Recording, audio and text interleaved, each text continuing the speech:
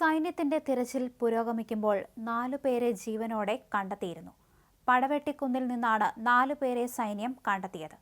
2 സ്ത്രീകളെയും 2 പുരുഷന്മാരെയുമാണ് കരസേന രാവിലെ കണ്ടെത്തിയത്. കാഞ്ഞിരിക്കത്തോട്ട് കുടുംബത്തിലെ ജോണി, ജോമോൾ, എബ്രഹാം, ക്രിസ്റ്റി എന്നിവരെയാണ് രക്ഷപ്പെടുത്തിയതെന്നാണ് വിവരം.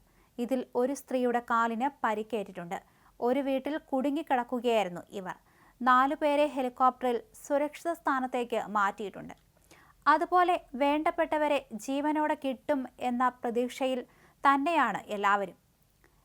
അതേസമയം ഉരുൾപൊട്ടലിൽ നട്ടെല്ല് പൊട്ടിയ ആശുപത്രിയിൽ ചികിത്സയിൽ കഴിയുന്ന അനിൽ സംസാരിക്കുന്നത് ആത്മബലം ഒന്നുകൊണ്ട് മാത്രമാണ്.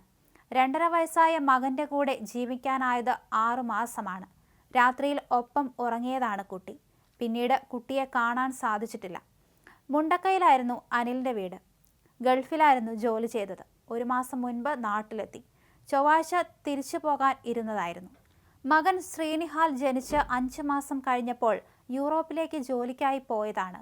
പിന്നീട് പണിയെടുത്ത പണം കൊണ്ട് വീട് വെച്ച് കുടുംബം താമസം മാറി. ഭാര്യയ്ക്കൊപ്പം മകനുമൊപ്പം തിങ്കളാഴ്ച രാത്രി ഉറങ്ങാൻ കിടന്നു. ആദ്യ ഉരുൾപൊട്ടലിൽ വെള്ളവും ചെളിയും വീട്ടിലേക്ക് പാഞ്ഞു കയറി. എഴുന്നേറ്റെങ്കിലും ചെളിയും വെള്ളത്തിലും ദൂരേക്ക് ഒലിച്ചുപോയി.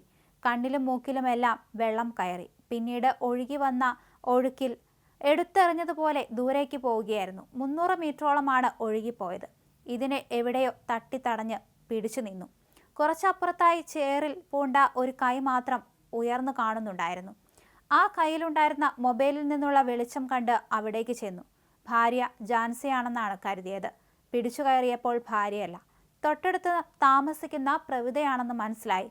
തുടർന്ന് അവരെയും വലിച്ച് കുന്നിൻ മുകളിലേക്ക് കയറുകയായിരുന്നു. കുന്നിൻ മുകളിലുണ്ടായിരുന്നവർ താങ്ങിപ്പിടിച്ച് റിസോർട്ടിലേക്ക് മാറ്റി. പരിക്കുകളോടെ ഭാര്യയും അച്ഛനും രക്ഷപ്പെട്ടു. എന്നാൽ അമ്മയും മകനും എവിടെയാണെന്ന് അറിയാൻ സാധിച്ചില്ല. രക്ഷാപ്രവർത്തകർ എത്തി വയനാട്ടിലെ ആശുപത്രിയിലേക്ക് മാറ്റി. പിന്നീട് ICUവിലായിരുന്നു. ബോധം വന്ന ശേഷം ഫോണിലേക്ക് വിളിച്ചു നോക്കി. ഫോൺ റിങ് ചെയ്യുന്നുണ്ടായിരുന്നു. കട്ടിലിന് സമീപത്തായിരുന്നു ഫോൺ വെച്ചത്. ഇതോടെ മകനും അവിടെ ഉണ്ടാകുമെന്ന് തോന്നി. താൻ നൽകിയ വിവരം അനുസരിച്ച് തിരച്ചിൽ നടത്തി ഇന്നലെ മകന്റെ മൃതദേഹം കണ്ടെത്തി.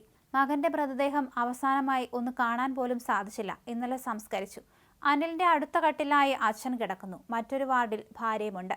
അതേസമയം അമ്മയെക്കുറിച്ച് യാതൊരു വിവരവുമില്ല. നട്ടെല്ല് തകർന്ന വേദനയൊന്നും പ്രവിതയെയും വലിച്ചു കുന്നിൻ മുകളിലേക്ക് നടക്കുമ്പോൾ അനിൽ അറിഞ്ഞില്ല. ദേഹമാസകലം മുറിവാണ്. ഒന്ന് ചെരിയാൻ പോലും കഴിയാത്ത അവസ്ഥയാണ്. ഉരുൾപൊട്ടലിനെ തുടർന്ന് മൃതദേഹങ്ങളും ശരീരഭാഗങ്ങളും ഒഴുകിയെത്തിയ ചാലിയാർ പുഴയിൽ പരിശോധനയ്ക്കായി ഹെലികോപ്റ്ററുകളും എത്തി. അരീക്കോട് പോലീസ് സ്റ്റേഷൻ വളപ്പിൽ നിന്നാണ് ഹെലികോപ്റ്റർ പറന്നുയർന്നത്. ചീപ്സൺ ഏവിയേഷന്റെ ഹെലികോപ്റ്ററുകളിൽ കോസ്റ്റ് ഗാർഡാണ് പരിശോധന നടത്തുന്നത്. പോത്തുകൽ മുതൽ മഞ്ചേരിയിലെ തീരദേശ മേഖലകൾ വരെയാകും ഹെലികോപ്റ്ററിൽ പരിശോധന നടത്തും. ഇതിന് പിന്നാലെ പോലീസും അഗ്നിരക്ഷാസേനയും മറ്റ് രക്ഷാപ്രവർത്തകരും ചേർന്ന് പുഴയിൽ പരിശോധന നടത്തുന്നുണ്ട്. ഇതിന് സമാന്തരമായാണ് ആകാശ പരിശോധനയും.